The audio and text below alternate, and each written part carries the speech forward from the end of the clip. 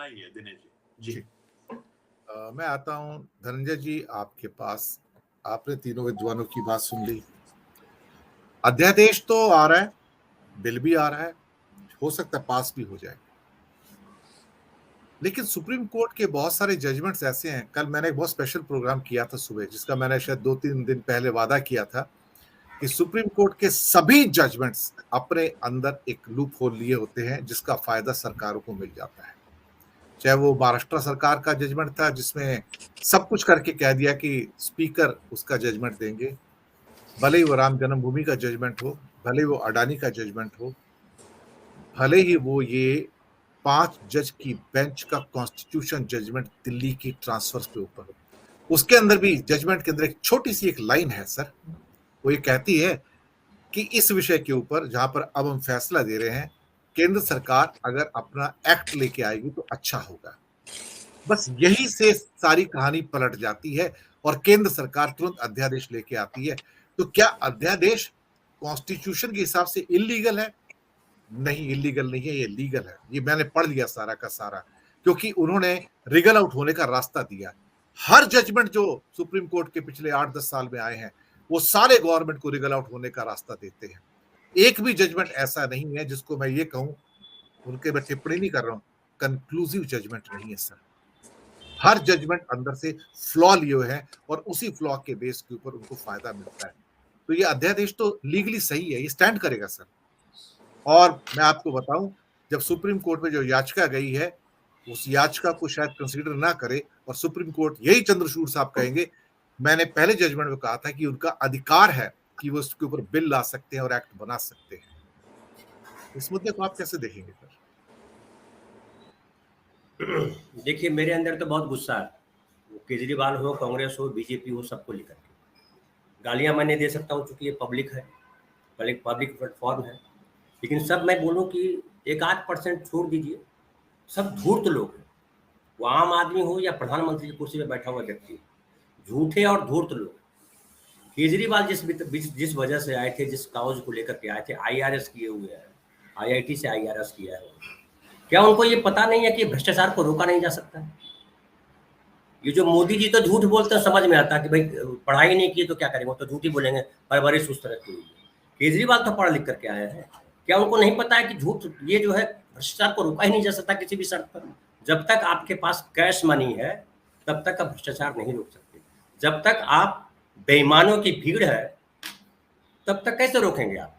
आपके सरकार, आपके नौकरशाह दोनों चोर हैं। 99% लोग चोर हैं, 1-8% लोग जो है वही शरीफ है, लेकिन उनकी चलती नहीं है। उनका ट्रांसफर कर दिया जाएगा, उनको सेंटिंग पोस्ट पे डाल दिया जाएगा। जो ईमानदारी दिखाएगा वो सेंटिंग पोस्ट पे जाएगा, जो बेईमानी दिखाएगा, जरूरत से ज़्यादा कमीशन चढ़ाएगा चढ़ावा के तौर पे, वो सही सबसे कमाऊ जगह पे होगा। हम लगातार डिस्कस करते रहते हैं, हम देखते रहते हैं कि जब मंत्रिमंडल बनना होता है तो डिस्कस होता है। मलाई वाला मंत्री वाला जो पद है वो फलाना ले लिया, मलाई वाला के लिए झगड़ा चल रहा है। ये मलाई वाला क्या होता है? मलाई वाला पद क्या होता है, ये जरा समझाइए। तो हम बुद्धिजीवी बने बैठे, ये भी पानी पे लाठी मारते रहते हैं। ये पानी पे लाठी मारने से पानी बटने वाला नहीं है। ये भ्रष्टाचार को आप खत्म, इतना घुन लगा हुआ है आपके पास। एक जो विजनरी देश को आजाद करते समय जो लोग लगे थे, मुझे लगता है चर्चिल ने जो कहा था ना, वो गलत नहीं कहा था। पाकिस्तान उसका उदाहरण है और 10 साल और रखिए। अभी आप सोच रहे हैं कि 2024 में मोदी जी बदल जाएंगे, बीजेपी हट जाएगी, सपना देख रहे हैं कि 2044 तक रहेंगे। और जब तक पाकिस्तान नहीं बनेगा, चर्चिल का वाक्य जो है सत्य नहीं होगा, तब तक आप बदलने वाले नहीं, क्योंकि किसी की नीयत बदलने की नहीं है। केजरीवाल आए थे कि मैं राजनीति बदल दूंगा। भ्रष्टाचार के खिलाफ कितना आंदोलन किया, इतना आंदोलन किया कि कांग्रेस पार्टी निपट गई, मनमोहन सिंह निपट गए, सब निपट गए। और हम सब लोगों को लगा कि एकदम भ्रष्टाचार खत्म हो जाएगा और हम राम राज्य में आ जाएंगे। राम राज्य आ गए, मोदी जी आ गए राम राज्य लेकर के। तो भाई, जब जनता कहती है कि सब भगवान करते हैं, तो मोदी जी को क्यों गाली दे रहे हैं? जब आप सब पढ़े, जितना पढ़ा लिखा इस देश का व्यक्ति है, सबको लगता है कि सब तो ऊपर वाला करता है, राम करते हैं या अल्लाह करते हैं या विष्णु भगवान करते हैं या पता नहीं कौन कौन करते हैं, ईसा मसीह करते हैं, वही करते हैं, सब वही करते हैं। तो झुंझुना बजाने के लिए आप गाली दे रहे हो उनको? वो तो लूटने के आए हैं। आप देख लीजिए, जितने आपके सांसद हैं, जितने आपके विधायक हैं, सब करोड़पति। आप गिनती गिनिए उनकी, कहाँ से करोड़ रुपए कमाते, इतने सब करोड़ रुपए कहाँ से आते हैं? मैं तो दिन रात काम करता हूँ तो पेट भरने भर नहीं कमाता हूँ। आप दिनेश भाई साहब, आप टैक्स पे बात कर रहे थे कल या परसों, आपने वीडियो बनाया था जीएसटी पे, कितना नहीं छोड़ता है, आपने ही बताया था। आप मुझे समझाइए, आप आरएस की, आप भी आईआरएस अधिकारी, क्या इस देश में सही तरीके से जीने भर भी कमाया जा सकता है? मैं अपने गांव के मुखिया को देखता हूँ, जो मुखिया बनता है, जो कि 50 लाख रुपए खर्च करता है मुखिया के इलेक्शन में, और वो 5 करोड़ कमाता है 5 साल में। लिखिए, ये किसको नहीं पता है? क्या उस वहां के वीडियो को नहीं पता है? क्या थानेदार को नहीं पता है? क्या एसपी को नहीं पता है? क्या गृह मंत्री को पता नहीं है? क्या मुख्यमंत्री को पता नहीं है? किसको, कौन है जो नहीं पता? और जो बोलता है कि नहीं पता, वो झूठ बोलता है।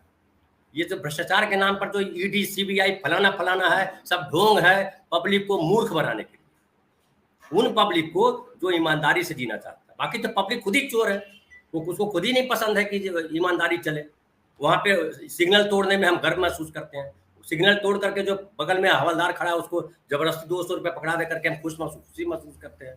हम इनकम टैक्स भरते हैं, गलत तरीके से भरते हैं, हर जगह बेईमानी करते हैं, हम खुद बेईमान हैं। हम 10 रुपया चुराते हैं, वो 10,000 करोड़ चुराता है, दोनों में कोई अंतर नहीं। तो इसलिए हमें लगता है ये सारी बहस जो है ना, हम हवा में करते रहते हैं, बरगलाते रहते हैं अपने बच्चों को। हमारे बच्चे नहीं, मेरा बेटा भी 10वीं पास कर रहा है, उसको नहीं पता है कैसे करप्शन होता है, हम उसको बरगलाते हैं। हम ऐसी अंधकार भरी दुनिया देने जा रहे हैं उसको, जहां हमें आत्महत्या कर लेनी चाहिए, ये स्थिति है। और आप कह रहे हैं भाई साहब, अभी गृह युद्ध जब तक नहीं होगा देश में, सिविल वार जब तक इस देश में नहीं होगा, तब तक ये देश बदलेगा नहीं। बिना रक्तपात के बदलने वाला नहीं है। मेरी बातें बहुत खराब लग रही होगी कुछ लोगों को, आप में से लोगों को लग रहा होगा कि गांधी के देश में क्या बोल रहे हैं, लेकिन जो स्थिति है, आप अध्यादेश रोकने की बात कर रहे हैं, आप कानून की बात कर रहे हैं, संविधान की बात कर रहे हैं। कानून संविधान से कुछ चल रहा है क्या? संविधान में कहीं लिखा हुआ झूठ बोलेगा प्रधानमंत्री, झूठ बोलेगा गृह मंत्री, झूठ बोलेगा मुख्यमंत्री? ये केजरीवाल को ही देख लीजिए, केजरीवाल क्या बोल करके आए थे, क्या किया भ्रष्टाचार रोकने के लिए इन्होंने। और आज जो है, कल जो है ये बी टीम बने थे, यही कह रहे थे कि नोट पे जो है लक्ष्मी जी का फोटो। बताइए, ये आईआरएस किया हुआ आदमी, एक आईआईटी आदमी, पढ़ा लिखा आदमी, इस तरह की भाषा बोलेगा? अरे जब भगवान ही सब करते हैं बे केजरीवाल जी, तो आप क्यों गाली दे रहे हो मोदी जी को? मोदी जी कोई दोषी नहीं है, भगवान को दो गाली। जिस भगवान की पूजा करते हो वहां पे चढ़ाओ पत्थर फूल की जगह पे, आप नहीं करोगे। तो ये झूठ है, ढोंग है। और ये जो आप कह रहे हैं कि आखिर केजरीवाल को कांग्रेस के साथ अध्यादेश के मुद्दे पर समझौता करना ही पड़ा, समझौता परस्त हम रोज समझौते करते हैं। हम अपनी रोटी के साथ समझौते करते हैं, हम गद्दी के साथ भी समझौते करते हैं। हम झूठे और मक्कार लोग हैं, ढोंगी लोग हैं, हमारा इतिहास में यही नाम आएगा, हम इसी तौर पे जाने जाएंगे। चाहे केजरीवाल हो, मोदी जी हो, हमारे नीतीश कुमार हो, राहुल गांधी हो। राहुल गांधी क्या कर रहे हैं आपको नहीं पता? इतने साल से लोकसभा में हो कि भ्रष्टाचार, आप बोलो ना कि 40% जो सरकार है वो हमने झूठ बनाया, हमारे भी साथ वही लोग हैं जो झूठे लोग हैं। नहीं करोगे आप, क्यों नहीं कहोगे? क्योंकि सत्ता झूठ बोल करके ही मिलती है। तो आप सत्ता हासिल कर दोगे झूठ बोल करके, और फिर वहां से प्रवचन दोगे कि ये जो है गड़बड़ हो रहा है। मोदी कुछ गड़बड़ नहीं कर रहा है, मोदी जी बहुत सही काम कर रहे हैं, सबको सबक सिखा रहे हैं। अच्छा है, सबको सबक सिखा दे। हम तो कहते हैं 25 साल मोदी जी रहे, और मोदी जी की मृत्यु जो है 125 साल के बाद हो, वो रहे, जीवित रहे और देखें कि उन्होंने जो घर बनाया उसकी दब करके कैसे उनके ही लोग मर गए।